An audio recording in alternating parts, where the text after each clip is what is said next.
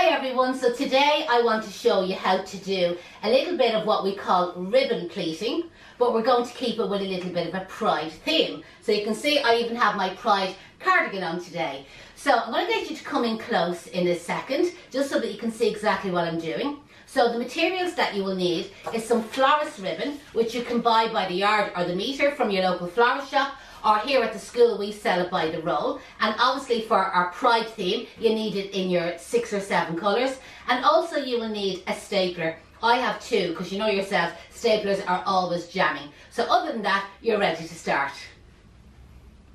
So start off a little bit in from the edge of the ribbon. Make your first pleat, and it doesn't matter what direction the pleat goes. It can either go away from you or in towards your body, makes no difference. So make your pleat, and the size of the pleat that I'm making is approximately the size of a stapler. And then using a staple is what I meant to say. And then using your stapler, catch it there to hold it in place. So you can see there my pleat is just a little bit bigger than the actual staple. Now where your fold is, your next pleat must come in to meet the fold. So catch the ribbon about 3 staples out, or 3 thumbs, 1, 2, 3. Fold the ribbon in to meet the pleat. Again, you can see where we have 3 layers of ribbon. Flatten it down, but only flatten it at the top. Get your stapler and then staple it in place then to hold it. So you can see there where the 2 little folds, they make what I call a little doorway. If I turn the ribbon upside down, you can now see that the little fold is underneath. So my next pleat must come in to meet that fold. But I'll be using the same technique of the 3 finger spacing, as in 1 finger, 2 fingers, 3 fingers approximately. This time I'm going to fold it under. Again, you can see where I have the 3 layers of ribbon.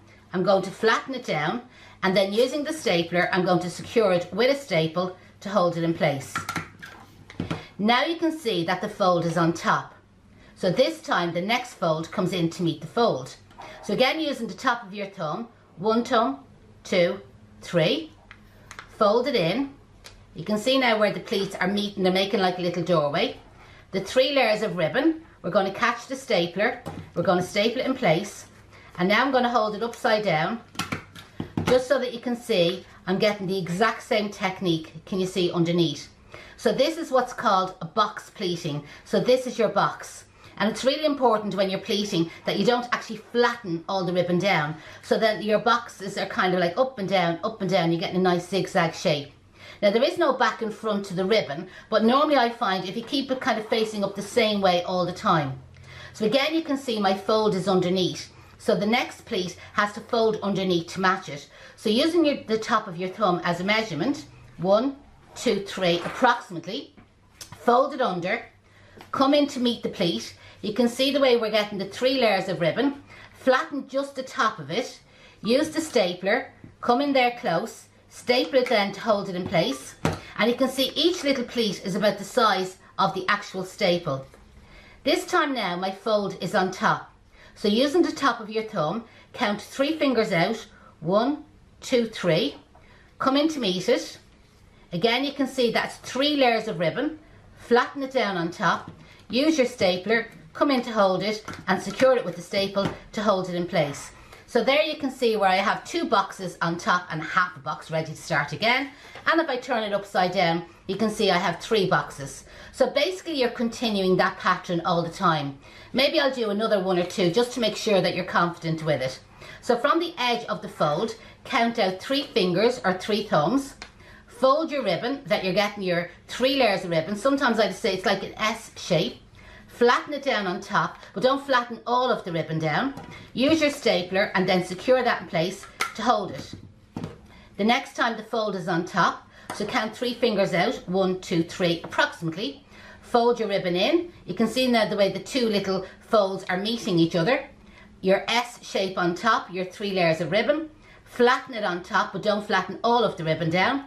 Using your stapler, come in then and staple it to secure it. And you will see then you get the exact same shape underneath as you do on top. And the way our folds are all kind of like up and down like a zigzag, so that they sit nicely on the wreath. Now I would recommend when you're doing it for the pride that we aim for approximately 4 pleats in each colour. So now we'll come back away from me. So as I've said, there is no top or bottom because it looks identical on both sides. You will have the staple showing as either the front of the staple or the back of the staple. But again, that's not going to make any difference because when we're decorating it up with the flowers and the foliage, we will definitely make sure that the foliage and the flowers will cover the staple area. So I've decided that that's what's going to be, if you call it, my right side. And at the moment, I just have 3 pleats, 3 full pleats, 1, 2, 3. And have a half of one. So I'm going to finish that one off. So now that I actually have 4 full pleats on top, and again I'm going to staple that to hold it. Now when you go to add the next colour, this is the trick. So obviously going with the rainbow colours, we have red and yellow is our next one. So we'll take up our yellow strip. I'm going to trim some of the red off. Don't trim it all off, just leave a little bit there sticking out, okay? So we'll put that in the magic bin. So we now get our lemon ribbon. And we'll add it in, just resting on top. See, I'm just going to layer that on top there, okay? Hold it together. And completely ignoring that it's a different colour, I'm now going to come in with the pleat where I'm going to come on top. But again, I'm going to bring it in close.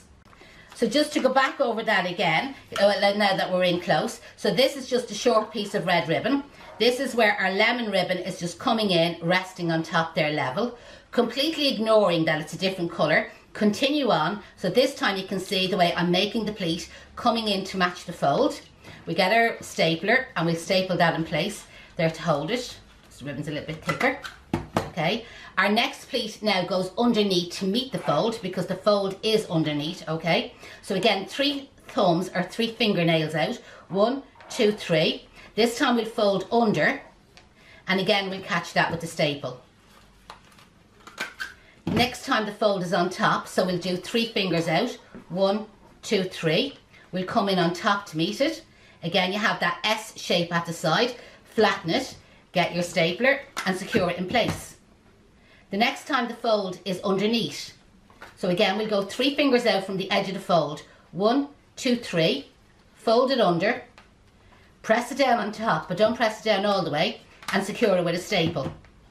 3 fingers out. 1, 2, 3, come in on top to meet the fold and secure it with a staple. After a while, it'll start to come natural to you and you'll start to automatically do the pleats.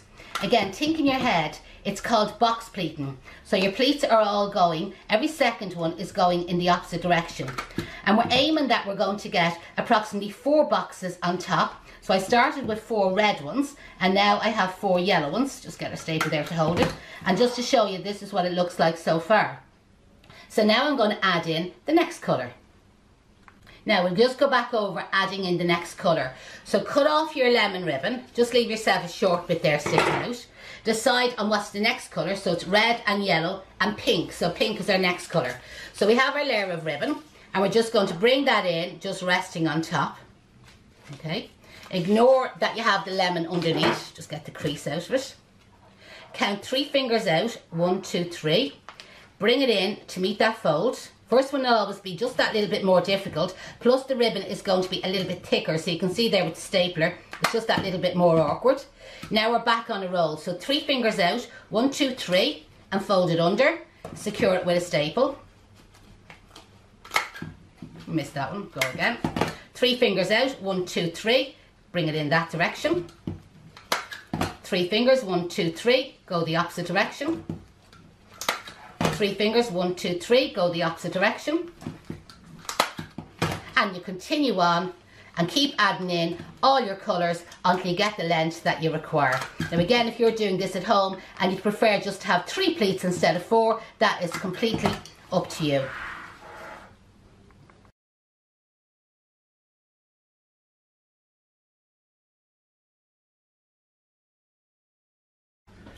As you can see, you just continue on adding in as many colours as you wish. Take your time when adding on the extra colour. It is a little bit tricky at that stage. You can see I've speeded it up. I wish I could staple as fast as this in real life. And normally what you do, you make it just a little bit longer than the actual length that you require. So you have a little spare bit for trimming off and finishing off and keeping your work nice and neat. So there it is, that's the length of it, and I have it all finished. if you're doing it and you're wondering what length to make it, if you measure around the outside of the container, and for argument it's 20 inches in length, well then you will need 60 inches of ribbon pleated up, and that will give you the length that you require.